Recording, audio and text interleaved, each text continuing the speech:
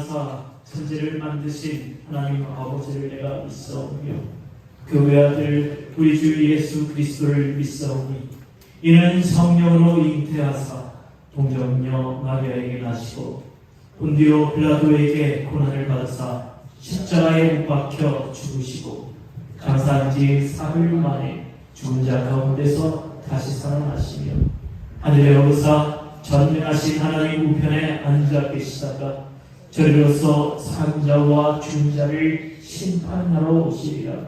성령을 믿사오며 거룩한 공회와 성부가서 교통하는 것과 죄를 사하여 주시는 것과 몸 다시 사는 것과 영원히 사는 것을 믿사옵나이다. 아멘.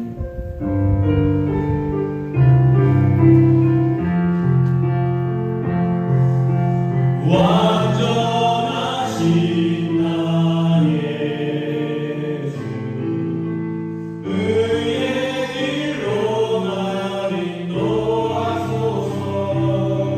행하신 모든 인심의 영광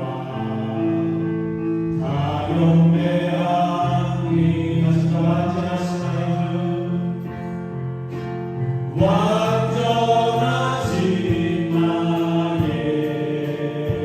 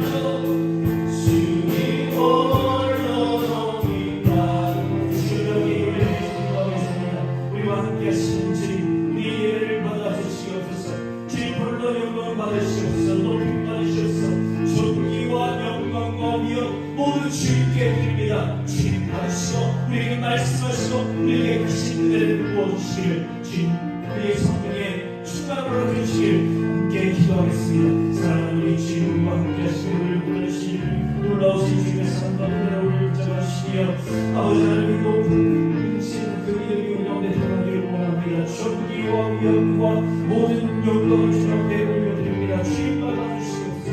이 시간 다른 것들 하나님을 받으시고 주님 홀로 받으시기 원하며 우리 예배를 통하여 주님께서 너무 받으시기에 우리 가운데 더 큰 대화 우리 넘쳐날 수 있도록 도와주시옵소서.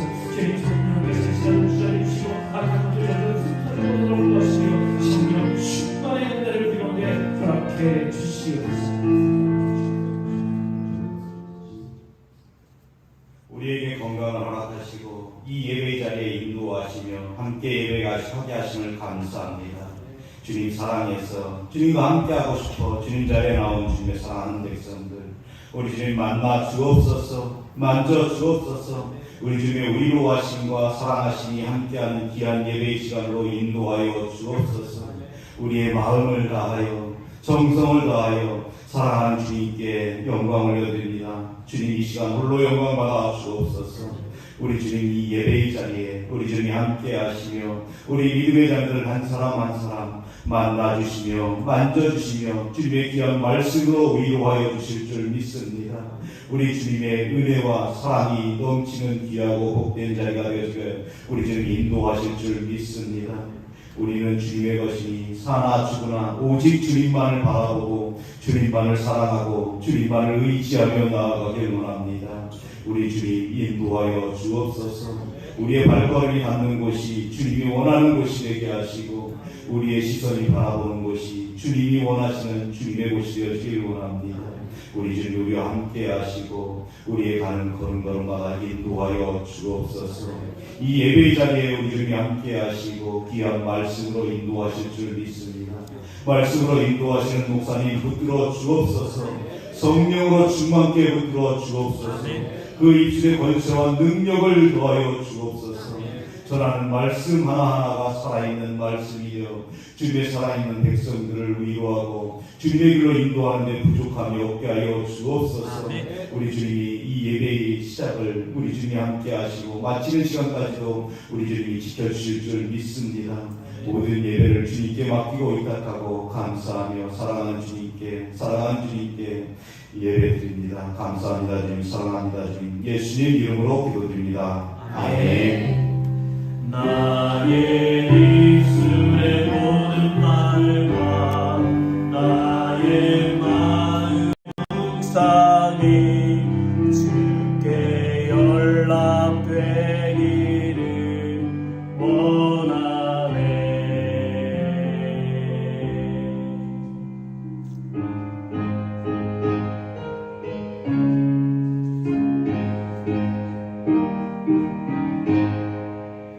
내 맘에 한 노래 있어 나 즐겁게 늘 부르네. 이 노래를 부를 때에 큰 평화가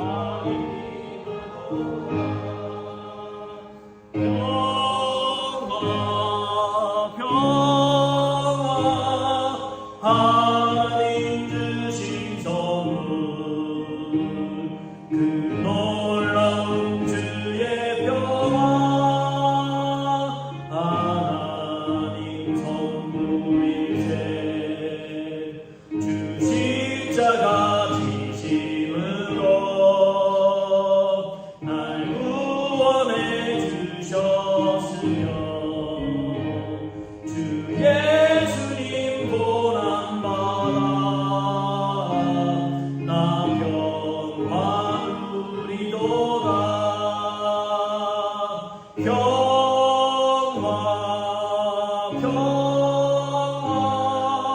하나님 주신 선물 그 놀라운 주의 평화 하나님 선물일세. 나 주님께 영광 돌려 참 평화가 넘치도다. 주 하나님 은혜로서 이 평화 누리도다.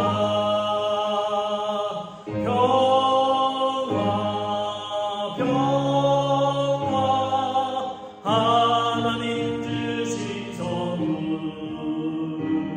그 놀라운 주의 평화 하나님 선물일세. 이 평화를 얻으려고 주 앞으로 나아갈 때 주 예수님 우리에게 이 평화 주시도다. 평화 하나님 주신 선물 그 놀라운 주의 평화 하나님 선물일세. 아멘. 사랑하는 주님 감사드립니다. 우리의 노래가 되시며 우리의 예배의 이유가 되시며 우리의 삶의 모든 소망이 되신 주님께서 우리에게 베푸신 모든 은혜를 감사드립니다. 주님 손길이 거치지 않는 것 하나도 없고 주님께서 베풀지 않는 것 하나도 없습니다. 그러니 우리는 감사할 수밖에 없고 우리는 찬송할 수밖에 없습니다. 이 시간 우리의 감사의 제목들을 담아 주님 앞에 예물을 드리오니 주님 예물 기뻐 받아 주시옵소서. 드린 손길 기억해 주시고 우리 하나님께서 만복으로 그 삶을 채워주시기를 구하고 기도합니다. 기도하고 구하는 모든 것들을 들어 응답하여 주시되 날마다 주님이 주시는 은혜가 그 형통함이 그 삶에 넘쳐날 수 있도록 도와주시고 감사가 끊임없이 흘러나오는 그래서 찬송소리로 가득한 삶이 될 수 있도록 은혜를 베풀어 주옵소서. 드리지 못한 손길에도 동일한 은혜를 허락해 주시고 드릴 수 있는 마음과 형편을 주님께서 허락해 주시옵소서. 이 예물이 쓰이는 곳곳마다 하나님의 은혜와 영광이 드러날 수 있도록 도와주시고 교회가 주의 은혜 가운데 더 가까이 서갈 수 있도록 도와주시며 복음이 더욱 아름답게 선포되어지며 이웃을 주님의 이름으로 더 잘 섬길 수 있도록 도와주시옵소서. 그래서 예물 거룩하고 정직하고 깨끗하게 사용될 수 있도록 주님 은혜 풀어 주옵소서. 감사드리며 예수님 이름으로 기도하옵나이다. 아멘.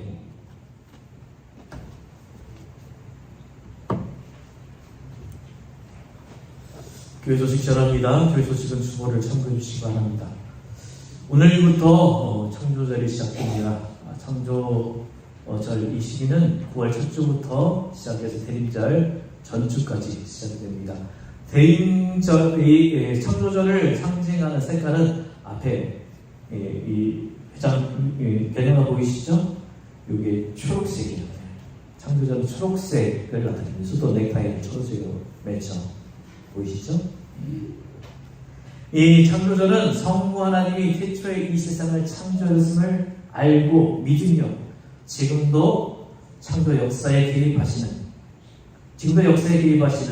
하나님의 뜻을 분별하고 하나님의 도구가 되어 하나님 나라 창조사역에 기꺼이 동참하려고 다짐하는 절기입니다.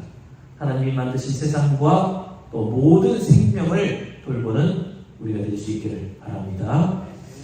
예배 마치고 오전 예배 마치고 바로 정기실직회 대기실에 서 있습니다. 재직들은 남아주시기를 바랍니다. 구역 예배 이번 주부터 다시 시작합니다. 밖에 나가시면 구역 공과 있습니다. 제가 실수로 우리 구역장용을 구역원용을 해놨어요. 그러니까 둘 중에 왼쪽에 있는 거 좀 두꺼운 거 구역장 인도자용이니까 그 인도자들 잘 챙겨 가시기를 바랍니다. 다음 주 오후 예배를 루디아의 헌신 예배로 드립니다. 루디아에 준비해 주시기 바랍니다. 대전노회 통일 및 사회위원회 주간 평화통일 월요 기도회가 9월 4일 오후 4시 공주 세원교회에서 있습니다. 여신도의 대전연합회 2023 회원대회가 9일 토요일 오전 10시 30분부터 부여군 유소스텔 체육관에서 있습니다. 이거는 대전연합회 다 보이는 건가 봐요. 이거 기억하시기 바랍니다. 이제 우리 말씀을 함께 나누겠습니다. 오늘 우리에게 주시는 하나님의 말씀은 사도행전 22장 30절에서 23장 11절까지의 말씀입니다. 신약 228쪽입니다. 사도행전 22장 30절에서 23장 11절까지 말씀입니다.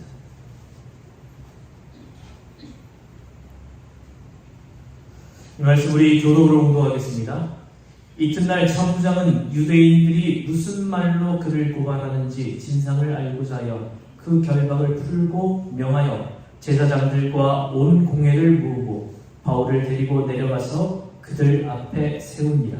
바울이 공회를 주목하여 이르되 여러분 형제들아 오늘까지 나는 범사의 양심을 따라 하나님을 섬겼노라 하거늘.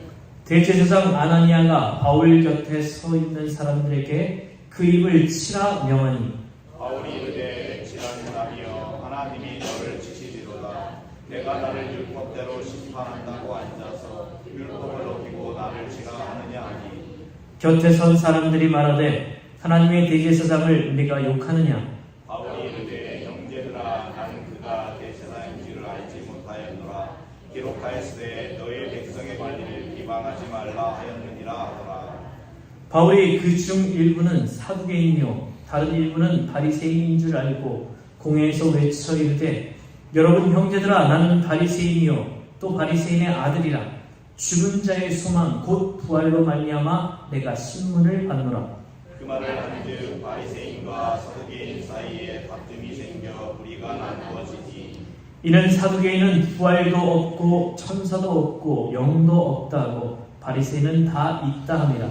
그게 더들세 바리새인 편에서 몇 서기관이 일어나 다투어 이르되 우리가 이 사람을 보니 악한 것이 없도다. 혹 영이나 혹 천사가 그에게 말하였으면 어찌하겠느냐 하여 큰 분쟁이 생기니 천부장은 바울이 그들에게 찢겨질까 하여 군인을 명하여 내려가 무리 가운데서 빼앗아 가지고 영내로 들어가니라 하니라. 그날 밤에 주께서 바울 곁에 서 이르시되 담대하라. 내가 예루살렘에서 나의 일을 증언할 것 같이 로마에서도 증언하여 하리라 하시니라. 아멘. 할렐루야.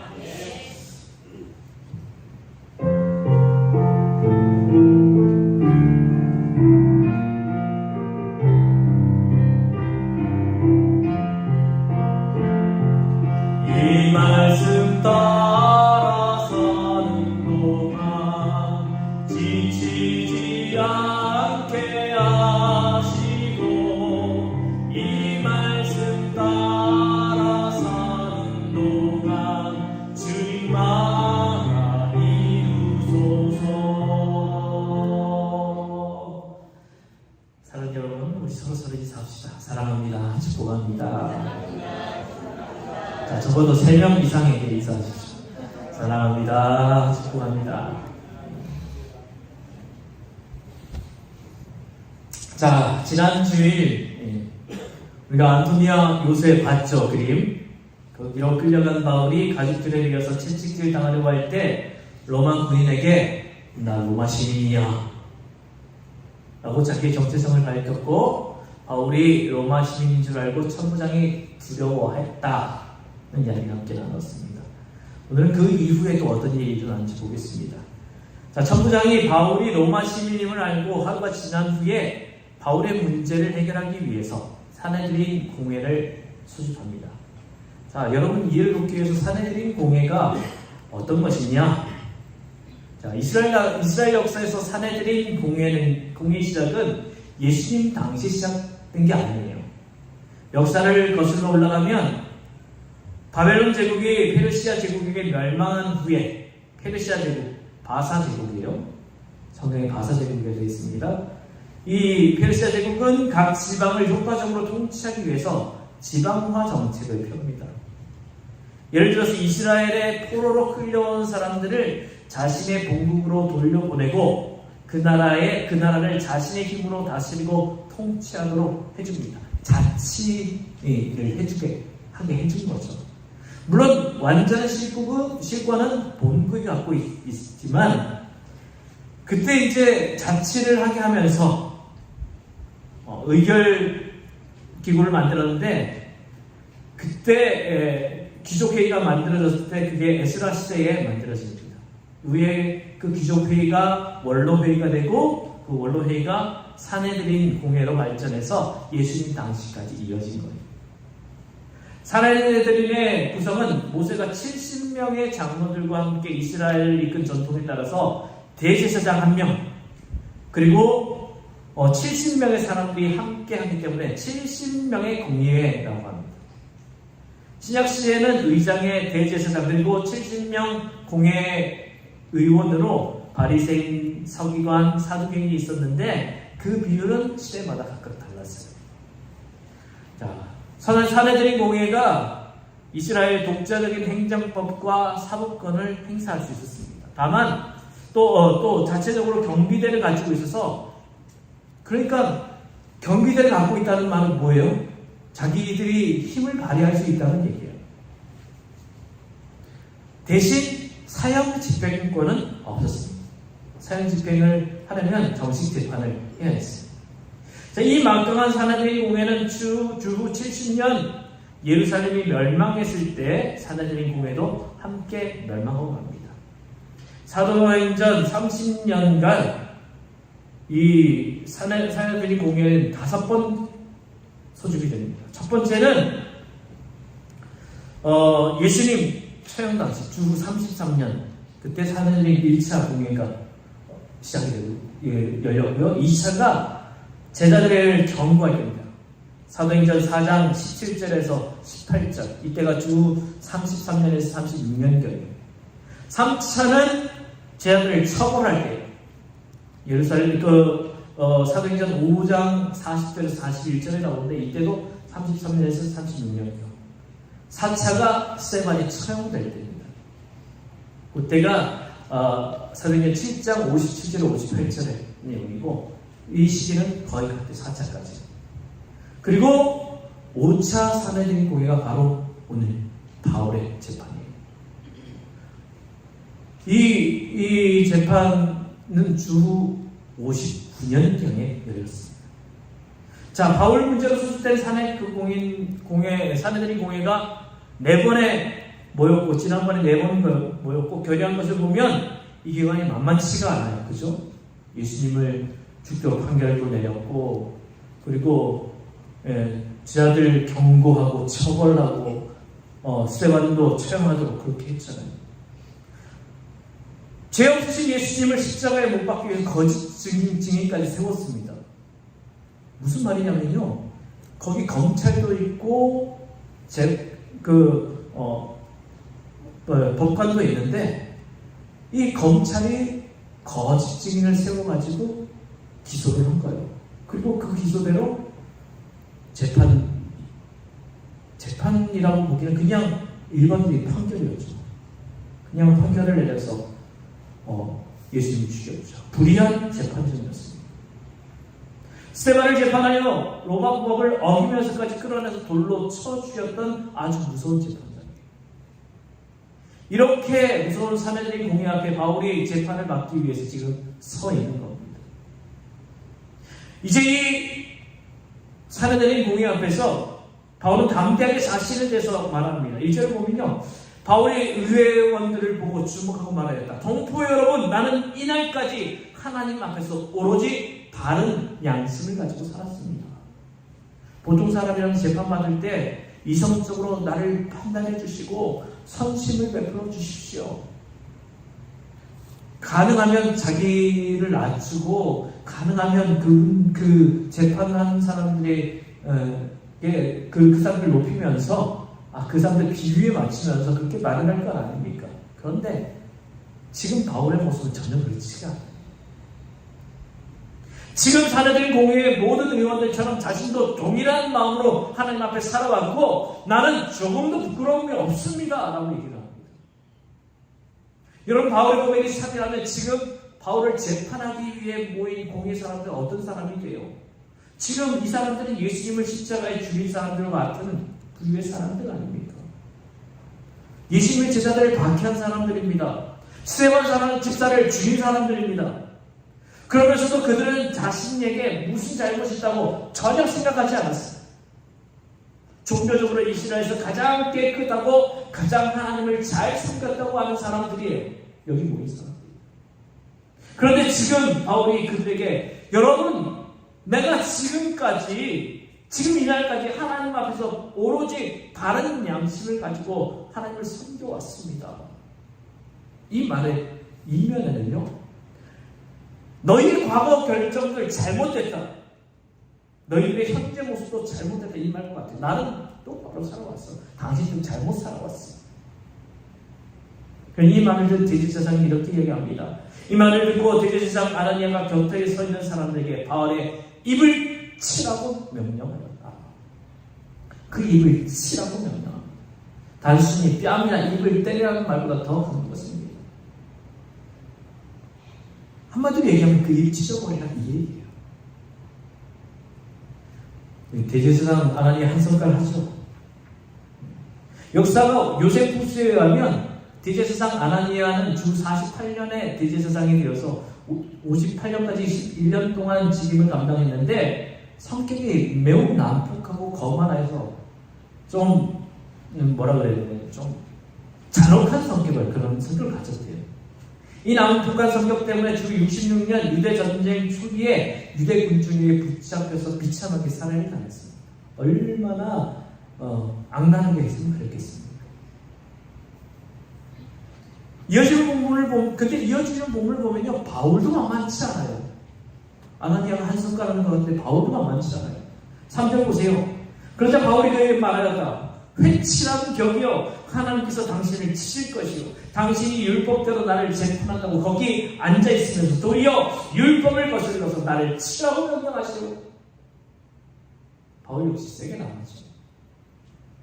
마치 예수님께서 마태복음 23장에 바리새인과 서기관들에게 7가지 화 있을진저 하면서 그들의 겉은 아름다운 척하지만 속은 부패한 바리새인과 서기관들의 그 신앙을 지적한 것처럼 바울도 대제사장의 잘못을 지적하면서 회칠한 땀이요, 하나님이 당신을 치실 것입니다. 쏘아주십니다. 그러자 4절에 보면 곁에 서 있는 사람들이 아니 네가 어떻게 하나님의 대제사장을 욕할 수 있느냐 하면서, 네가 욕한 사람 대제사장이야, 너 그러면 안 돼 라고 얘기를 하는 거예요. 그래서 바울은 5절에 여러분, 내가 그 사람 대제사장인 줄 몰랐습니다. 성경에 기록하기를 너의 백성의 지도자를 욕하지 말라 하였소. 바울은 자기를 세게 몰아붙인 사람이 대제사장이라는 것을 알고 잘못되었다고 시인합니다. 그러면서 내가 대제사장을 욕한 것은 잘못되었다 말하는데, 이 말씀에서 우리 두 가지를 생각해 볼 수 있습니다. 첫 번째, 바울은 대제사장을 왜 몰라봤을까?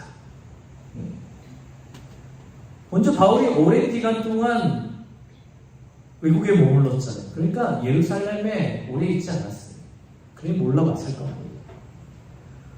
또는 성경학자는 그가 안질이 있었기 때문에, 눈병이 있었기 때문에 시력이 안 좋아서 몰라봤을 것이다. 또 어떤 사람은 공회가 긴급히 소집되기 때문에 아나니아가 대제사장의 옷을 입지 않았을 것이다.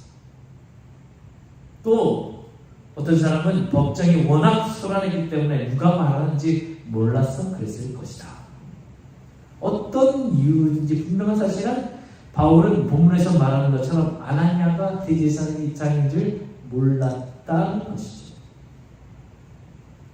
두 번째로 바울이 바른 말을 했지만 대제사장에게 한 것은 잘못됐다, 내가 잘못했다라고 왜 그랬을까요? 왜냐하면 대제사장은 기름 부음 받는 사람이기 때문에 그래요. 누구의 이름으로 기름 부음 받습니까? 하나님의 이름으로 기름 부음 받았어요. 바울은 그 영적 권위를 그 순간 인정한 거예요.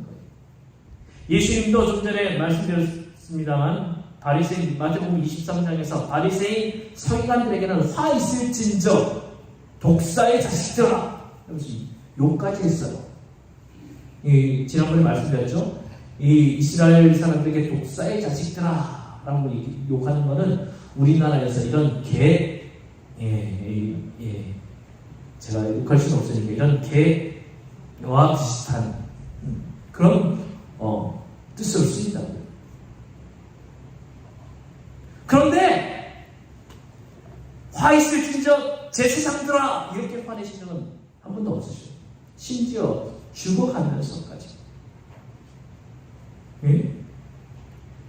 화를 내지 않으셨습니다. 그 이유는 그 제사장 직분을 하나님이 주셨고 하나님이 주신 권위 앞에 예수님도 목적하셨던 거예요. 지금 우리 시대는 곳곳에 모든 권위가 무너지고 있는 시대입니다. 대통령의 권위, 사장의 권위, 부모의 권위, 스승의 권위가 다 땅에서 떨어져 있습니다. 이유는 몇몇 잘못된 권위자들 때문이에요. 요즘 정부도 국민들의 지지를 많이 받지 못합니다. 왜일까요? 국민으로부터 권력을 부여받은 대통령과 정부 여당이 국민들의 뜻을 많이 벗어나 있어요. 후쿠시마 오염수 방류도 그렇고 그 문제도 그렇고 육군사관학교 독립군 흉상 제거 관련된 역사관에도 조금 문제가 있어 보입니다. 그러니 국민들로부터 지지를 받지 못하는 거예요. 교회도 마찬가지입니다. 과거 교회는 목회자의 권위, 중직자의 권위가 많이 있었는데 일부 목회자들, 일부 장로님들, 일부 중직자들 때문에 권위가 많이 실수되었습니다. 그러나 여러분 분명히 우리가 기억해야 할 것은 권위주의는 안 되지만 목회자의 그리고 중직자의 권위는 교회에서 존중되어야 한다는 것이죠. 어떤 정도는 목회자도 인간이다, 목회자나 평신도나 다 같은 하나님의 자녀인데 왜 목회자에게 순종해야 하느냐? 우리는 사람이 아니라 하나님께 순종한다. 맞습니다. 하지만 정확하게 보면 그 말은 잘못됐습니다. 에베소서 4장에 보면 하나님은 목회자를 통해서 성도를 훈련시켜서 사역하게 하시며 이를 통해서 교회를 세워가신다고 하셨습니다.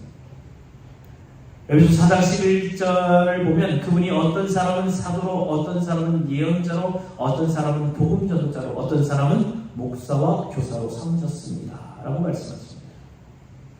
하나님은 하나님께서 세운 목사를 통해서 또 당회를 통해서 교회를 이끌어 가십니다.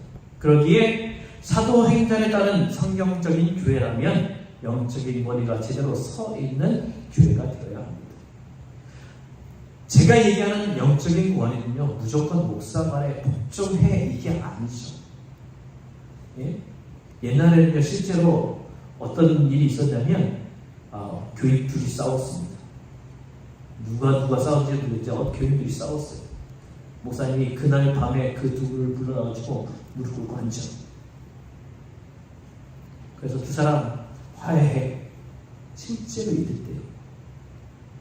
요즘 이러면요, 벌써 쫓겨납니다. 옛날에는 그 정도였나요? 영적 지도자는 두렵고 떨림으로 그 직분을 감당하려고 힘써야 합니다. 저는 목사로서 여러분 앞에서, 하나님 앞에서 늘 부족함을 고백하고 바르게 서려고 노력합니다. 늘 부끄럽지 않은 종이 되려고 힘쓰고 있습니다. 성도들은 목사의 지도를 겸손하게 받으며 신앙생활해야 합니다. 그럴 때 건강한 사도행전적인 교회가 될 수 있는 것입니다. 그러면 성도들 중에 이런 생각을 하는 분들이 있을까요? 장로나 집사 같은 평신도 지도자들이 목사를 견지하지 않으면 목사가 잘못되면 누가 목사를 다룹니까? 정답은 주의 종은 하나님이 다루십니다. 그래서 저는 더 두려워요. 장로님들이 저에게 뭐라 그러면 장로님 제가 잘못했습니다. 그런 거지만 하나님 저한테 뭐라고 하시면 저는 뭐라고 해요?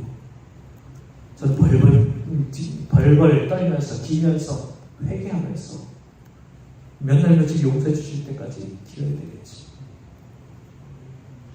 하나님, 저는 여러분보다 하나님 앞에 서는 것을 더 두렵습니다. 그러니 제가 제 마음대로 뭘 할 수 있겠습니까? 하나님 뜻에 따라서 해야 되는 거죠. 이 주의 종을 하나님께 다루시는 모습들을 성경은 이렇게 기록하고 있습니다. 이 잘못된 제사를 드릴 때 잘못된 불을 드린 아론의 두 아들 나답과 아비후, 단지 불을 잘못 드렸을 뿐이에요. 안 드린 것도 아니죠. 잘못 드렸어요. 방법이 잘못됐어요. 그런데 하나님 불쌍히 주셨습니다. 사울 왕 하나님 직접 다루셨죠. 예레미야 시대 거짓 선지자 하나냐는 하나님이 죽이셨습니다. 본문의 대제사장 아나니아는 서기 20년 유대 군중의 손에서 비참하게 죽었습니다. 그러니 하나님이 감당할 몫을 여러분이 굳이 감당할 필요가 없다는 거죠.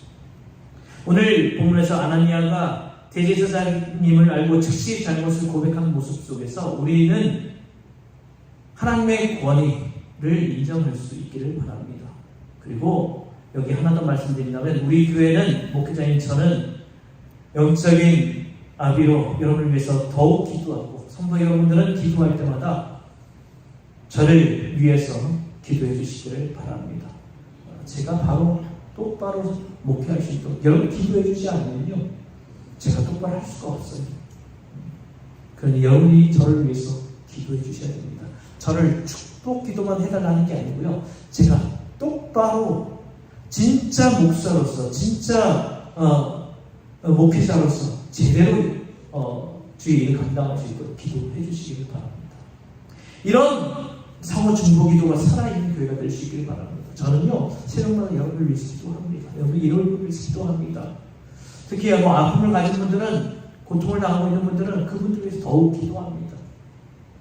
힘들고 어려운 일이 있으면 저한테 얘기하십시오. 기도합니다. 그런데 목사의 기도거리가 떨어지지 않도록 여러분 기도 제목 저한테 꼭 주시기 바랍니다. 자, 본문으로 들어가서 자신의 잘못을 고백한 바울이 그 이후 자신의 문제를 어떻게 풀어가는지 한번 보십시다. 6절에서 10절까지의 말씀. 여기 한번 같이 한번 읽어보겠습니다. 6절, 10절 교독으로 할까요? 6절부터 10절까지.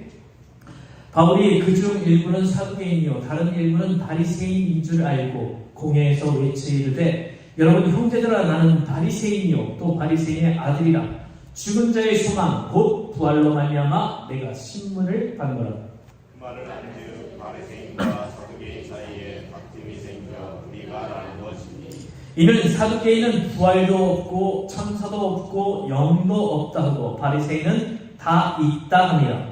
그게 너들세 바리새인들에서 몇 서기관이 일어나 다투어 이르되 우리가 이 사람을 보니 악한 것이 없도다. 혹 영이나 혹 천사가 그에게 말하였으면 어찌하겠느냐 하여 같이 읽겠습니다. 큰 문제인이 생기니 천부장은 바울이 그들에게 찢겨질까 하여 군인을 명하여 내려가 무리 가운데서 빼앗아 가지고 영내로 들어가라 하니라. 아멘. 자, 지금 바울의 문제로 5차 사내들이 공회가 열렸죠?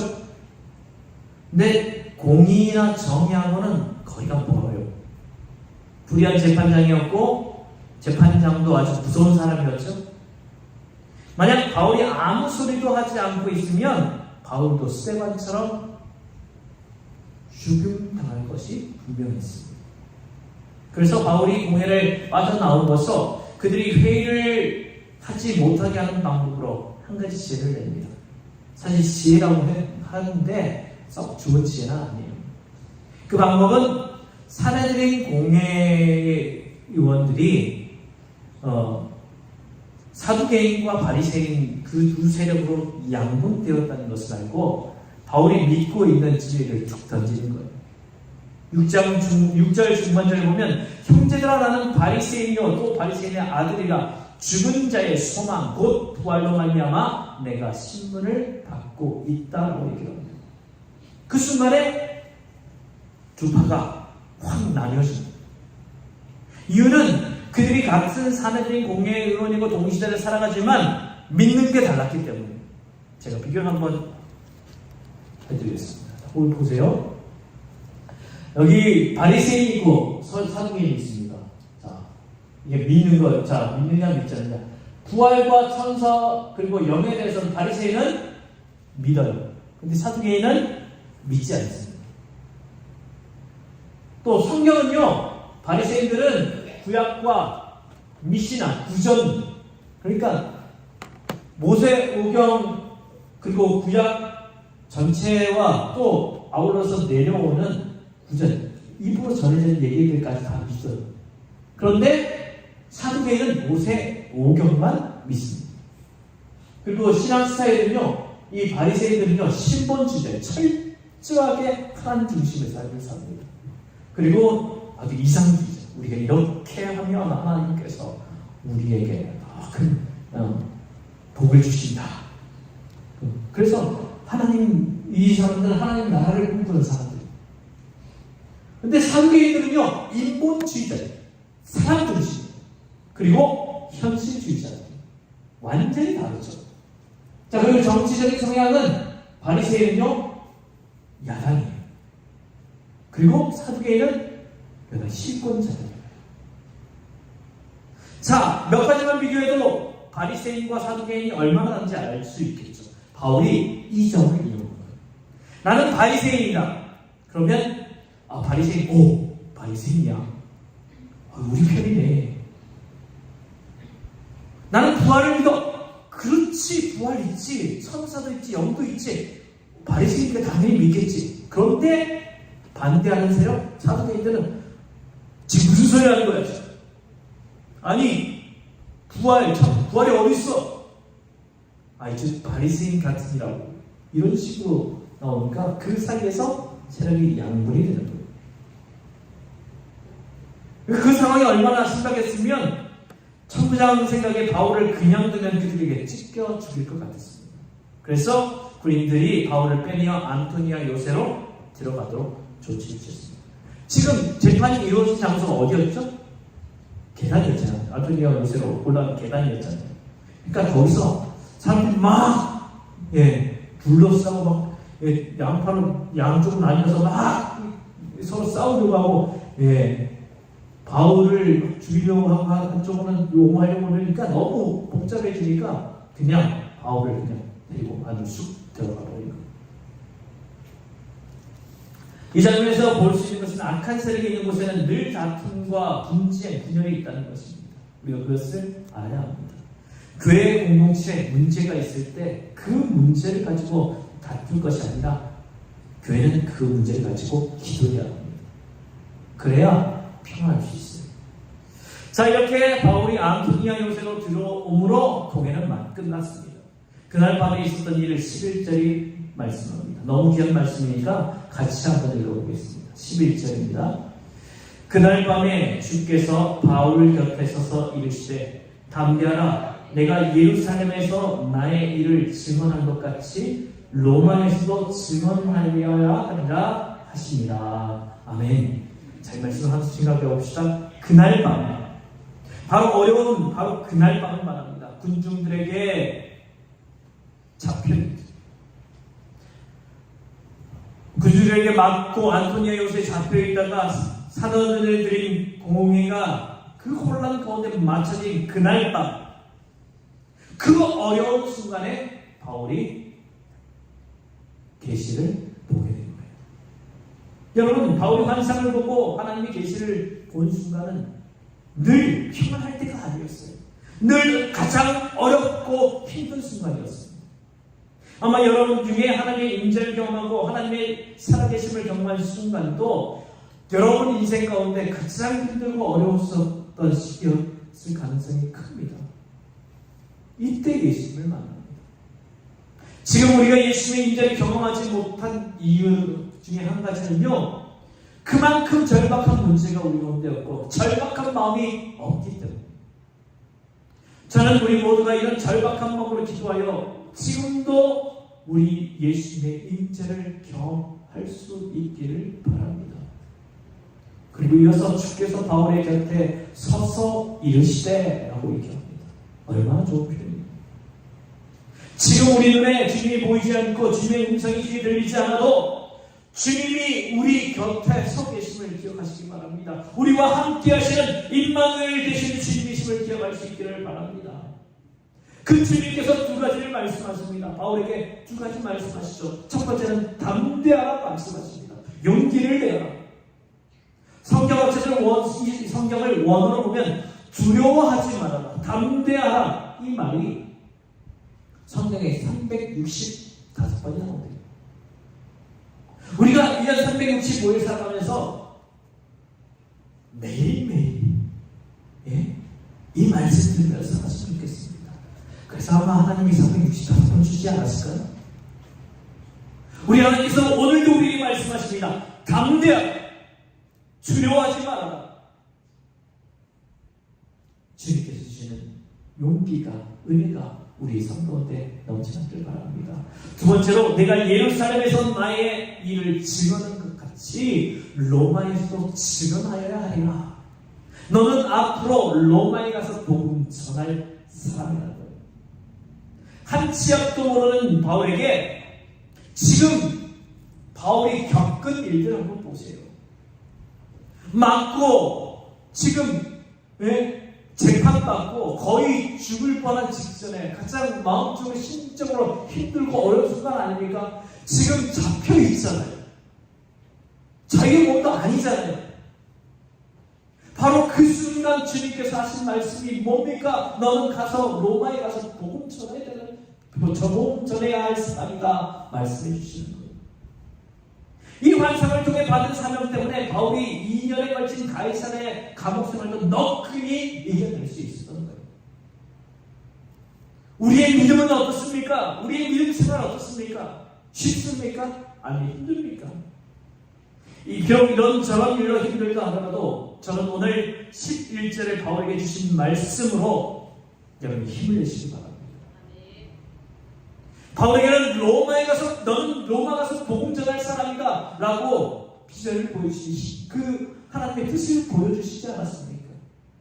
우리 한 사람 한 사람을 향한 하나님의 뜻이 있을 것입니다. 우리 한 사람 한 사람을 향한 하나님의 계획이 있을 것이고, 하나님께서 우리를 위해서 꾸시는 꿈이 있을 거예요. 난 나이가 너무 많은데요. 아니요, 늦지 않았어요. 80세의 노인 모세를 하나님께서 부르실 때에도 그 모세를 향한 꿈이 있으셨습니다. 그 꿈대로 하나님께서는 그 하나님 꾸신 그 꿈대로 모세를 이끄셨고, 그 80세 노인 모세가 이스라엘을 이끌고 출애굽시키는 놀라운 일을 감당하지 않았습니까? 하나님이 꾸는 꿈, 우리는 그것을 비전이라고 부릅니다. 지금까지 우리가 비전을 잘못 생각해 왔어요.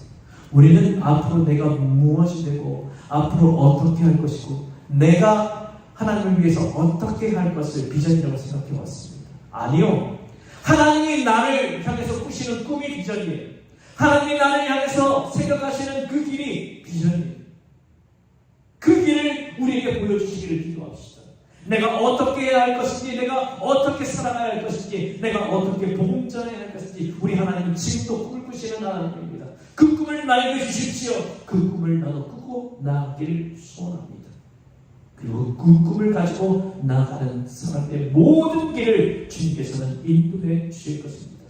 바울이 그 하나님의 그 환상을 쫓아서 나아갔을 때, 그 로마까지 가는 그 모든 여정이 비록 힘들고 어렵고 고난 가운데 있었지만, 그 비전과 사명 때문에 그 환난도 모두 다 이겨내고 마침내 로마에까지 이르러서 복음을 전하게 되는, 그리고 온 세계 가운데 복음이 전파되는 놀라운 일들이 일어나지 않았습니다.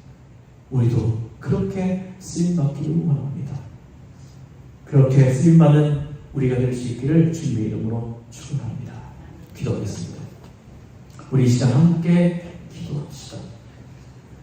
이 산해드린 공예, 그리고 이 공예가 끝나고 사도 바울이 하나님의 꿈을 꾸게 되고, 그리고 그 꿈을 향해 나아가게 된 모든 과정들을 우리가 함께 나누었습니다.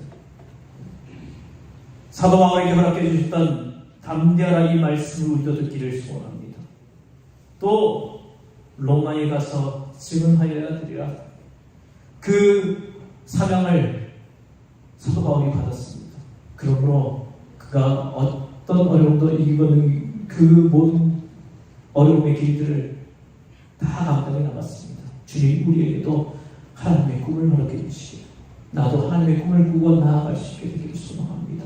그리고 그 꿈을 가지고 어떤 역경과 환경도 이겨낼 수 있도록 주님 우리를 붙잡아 주시옵소서. 함께 주님의 이름을 부르면서 기도하겠습니다. 주여, 살아계시며 역사하시는 우리 주님, 우리를 붙잡아 주시는 주님, 오늘 사도 바울을 통하여서 일어난 모든 모습을 통하여서 하나님의 뜻을 알고 하나님의 뜻 가운데 서게 해주시니 감사드립니다.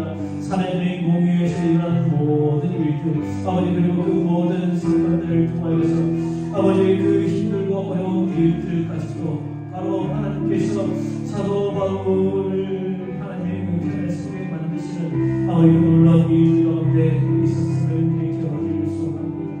그 힘들고 어려운 일들을 지나 아버지 그 안토니오 요셉 가운데 들어갔을 때 아버지 그날 밤 주님께서 그 바울에게 보이시면서 아버지 담대하라 용기를 주시기에 힘내라 말씀하시는 그 은혜를 허락해 주셨습니다.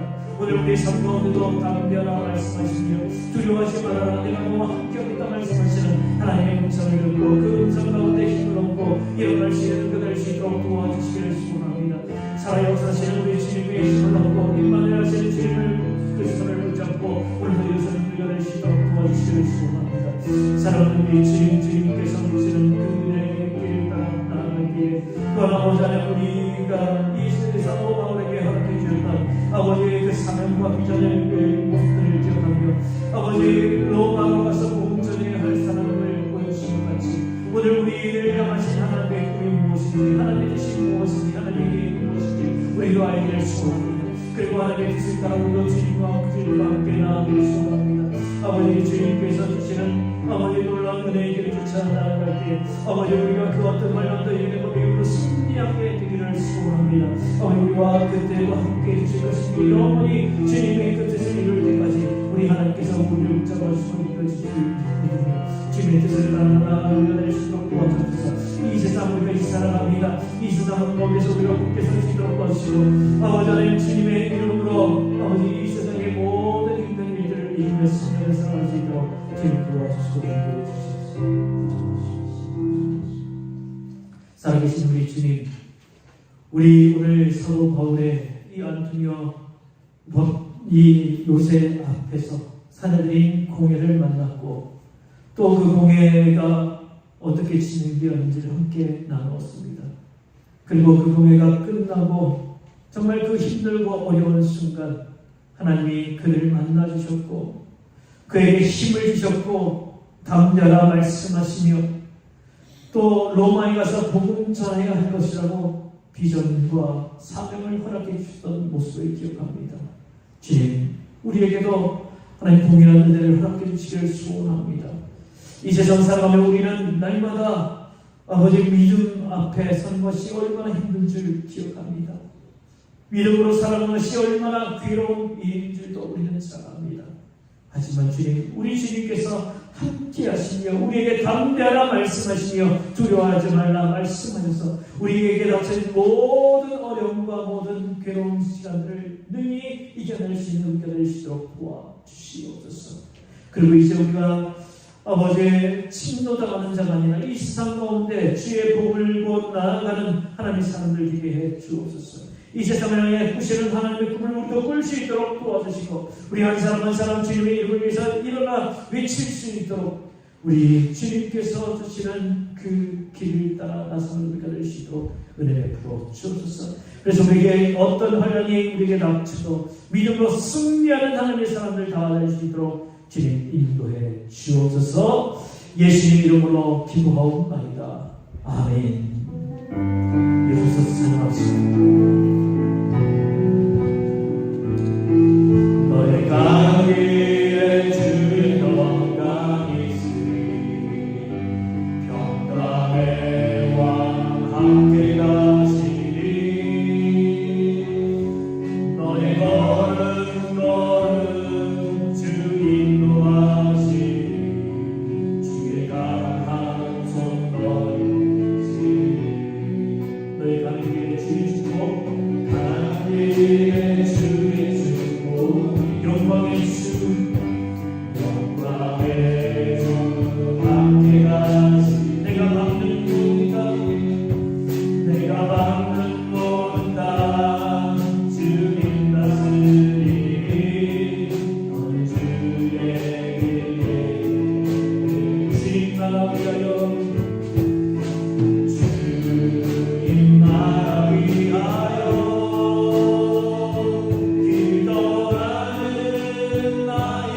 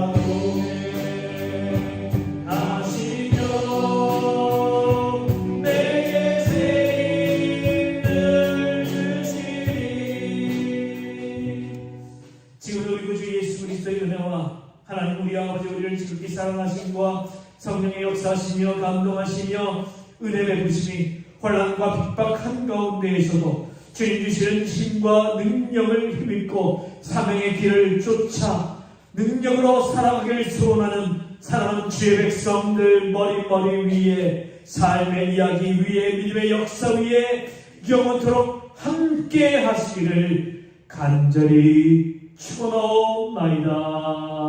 아멘.